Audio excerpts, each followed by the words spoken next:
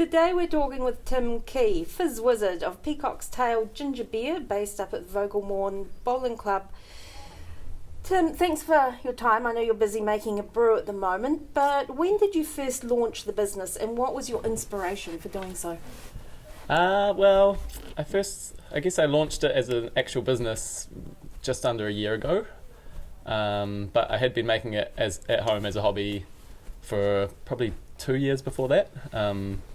And yeah, I was sort of gradually kind of testing the waters. I'd sort of, given away a bit to friends, and I was actually running a cafe here at VogelMorn at the time, so I sold a little bit here as a sort of a trial. But yeah, I guess the official launching as a business was just under a year ago, yeah. And did you feel that in order to do that you had a good understanding of the business process, or has it been a steep learning curve to get it from the concept to, it would be nice to bottle this and sell it, and then actually marketing it? Yeah, kind of, I guess a bit of both. I suppose in terms of brewing it, like I say, because I had about 2 years at home at a hobby level, and for most of that time I kind of had the idea of maybe scaling it up to be an actual business. So I guess that was not so much a steep learning curve, but more of a gradual one over time. And then in terms of starting a business, I did have some experience. I actually co-founded another beverage company a while back, Neela's Chai. It's based in Island Bay. That was with my mother-in-law at the time and my wife at the time. That was sort of a three-way. I mean, it was the mother-in-law's idea, that's Neela, and so it was her concept and her product really, but me and my wife at the time kind of offered to help her, and at first we were sort of just going to do a few things here and there, but we ended up becoming kind of partners in the business for probably about the first year or so of that, and then we sort of stepped back and she carried on, and that's still going pretty strong. I think she's branched out into other products like sauces and curry blends and stuff, but yeah, so I guess I did have some experience with starting a beverage company, but yeah, I think there's always different things to get your head around when you're doing it, and I guess it was quite different doing it on my own this time, rather than with a little team. And were you required to undertake or apply for any food safety and do any of sort of council licenses, training, all that sort of stuff? How did you find that process? So I did need to get a food safety certificate through the Wellington City Council, which was a wee bit of a process, but it wasn't too bad. It was probably more scary, like the anticipation of it than the actual reality of it, like I think obviously there's a lot to think about, and you feel like, I mean, I think that's the point, it makes you really look into all that stuff and make sure your processes are all kind of safe and hygienic, and you know what to do if something did go wrong and how to do a product recall and all that kind of thing, and then you sort of feel like they're going to test you on all that, but I think they sort of just, the point of the process I think is more to make sure that you've looked into it yourself and you know what you're doing, and they kind of just kind of check that in with you, and then so similar in terms of the actual space, like they come and test a few things like the temperature of the water and some of the areas you'll be using and things, and make sure it's fit for purpose, which again was like there were a few things to tweak, and but it wasn't too bad. And how important is a facility like the VogelMorn Bowling Club for a small startup doing what you're doing? It seems a great facility here. Well, for me it's been amazing. Like to be honest, I don't know if I would have done it without access to this space. Like as I said, running the cafe down there was part of the inspiration for taking it from a home thing to an actual product that was for sale. And I guess at that stage I was able to, like, I was mostly making it at home, but I kind of when I was considering doing it as a business, I was pretty sure I'd be able to access this kitchen if and when I needed to sort of scale things up, and then eventually got to the point where I realised I would need, well, when I was doing that certification, actually I realised it would be a lot easier to get a separate space certified than to get my home area, and I live with a flatmate and my daughter every other week, so it would have been a bit tricky to sort of have a specific area of our home that was devoted to ginger beer.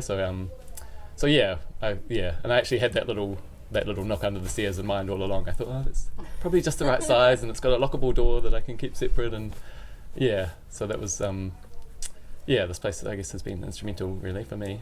And you had, so through the cafe you had basically a ready-made customer base, but how did you then go about telling the rest of the world that you were out there and launch yourself? Well, to be honest, I'm still working on that part, I guess, but one thing that initially was quite a a big help was just, it sounds pretty obvious and basic, but just posting on social media, on Facebook and local community groups. Like there's a few quite active ones around here. There's there's the VogelMorn community itself has a Facebook page, Friends of VogelMorn, that has quite a big following.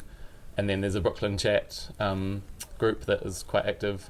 And there's also a micro one of just the street I live on, just down the road, Clarence Street, has its own little community page. And so one of the first things I did was just post on a bunch of those groups saying, this is my new product, you might have tried it at the cafe, but now I'm launching it for real, you can order some to buy at home.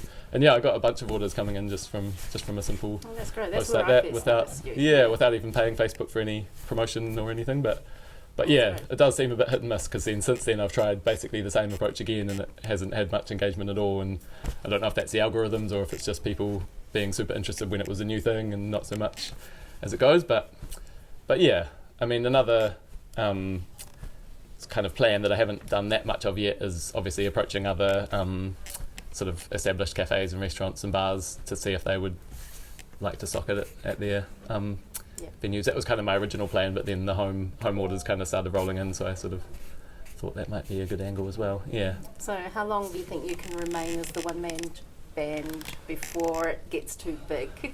Yeah, well, I guess that's a good question. I mean, I guess it depends how quickly it grows. So I suppose ideally it might happen quite soon, but yeah, I mean, realistically, I'm kind of like, I'd like it to grow to the point where maybe I'd hire a couple of staff and scale things up a bit, and obviously the ideal would be to be making a sustainable income for myself and potentially for a few other people, but yeah, I definitely don't have a plan to kind of compete with Bundaberg or any of the really big guys. I'd like it to stay reasonably small scale and kind of boutique, and keep it small enough to be able to control the quality, and that's upscaling one's business is one of the things that a lot of small startups really struggle with, because it's like, when can it stop being a side gig and maybe actually support me, and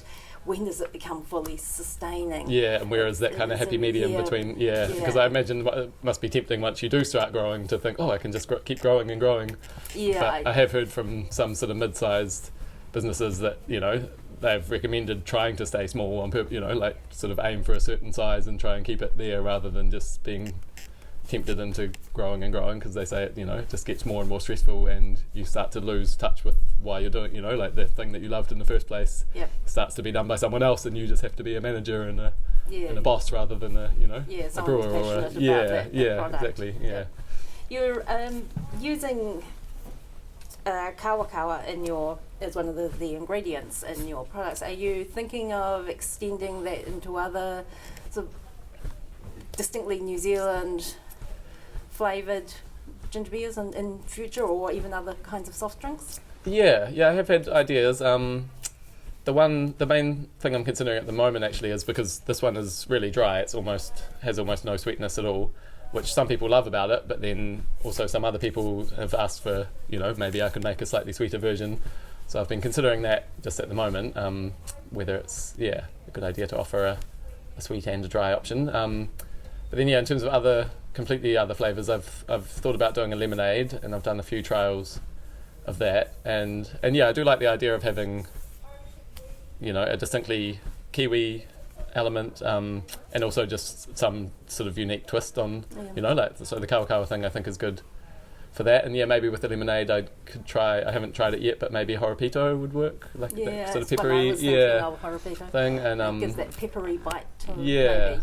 And I have tried just briefly, I've dabbled with other flavours of ginger beer as well, like a mint ginger beer and a chili one, like an extra spicy kind of thing. So that's there's potential down the track to do that. And but I kind of figured that for now it's kind of makes sense to focus on the one kind of flagship product and sort of get that rolling, and then maybe once if the business builds a bit, then at that point maybe branch out into a few other flavours. But entering it into any of the awards to I see haven't, how it stacks up against. No, that's a good idea. I haven't really thought of that yet. I guess I've been because it is still such early early days. Like I said, it's been roughly a year, but a lot of that time was kind of working behind the scenes on some of those things we were saying, like certification and a lot of the sort of admin and things, and sort of tweaking the recipe and getting it tested and getting the labels designed and things. I mean, obviously these are a temporary solution. There is a sticker that's kind of in progress. But yeah, I do like these for now. But yeah, so I guess, something like that, entering competitions and things, definitely down the track would be, interesting. Are you recycling the bottles, taking them back and... Yeah, so I do a circular system of bottle returns and, sterilise them and reuse them, And I've actually just recently started, I've just opened a bar here at VogelMorn, the upstairs bar, which runs on Thursday, Friday, Saturday nights, and afternoons. I think it's 3 till 10. And I've just started serving it on tap, so I've just started kegging up some of it, which could also be another sustainable kind of reusable option for bigger scale things, for potentially for other bars and things like that. Yeah. That sounds great. And obviously saves a lot of fiddling around with the bottles. I mean, I love the idea of reusing the bottles, but the reality of it, especially as it scaled up, it would get quite washing them. Yeah. So lastly, what are you going to do to celebrate World Gingerbeer Day on the 13th of March? Well, I don't actually have a snappy answer for that yet, because I didn't even know about it until you got in touch, to be honest. But I'll definitely plan something. It's a bit of a shame that none of the outlets I stock are actually open on a Monday, because otherwise I could have done a free tasting session or something like that. But I think maybe instead I might do a Facebook competition, maybe a giveaway a 6-pack or something like this. But I'll definitely look into celebrating it somehow. I like that there is one.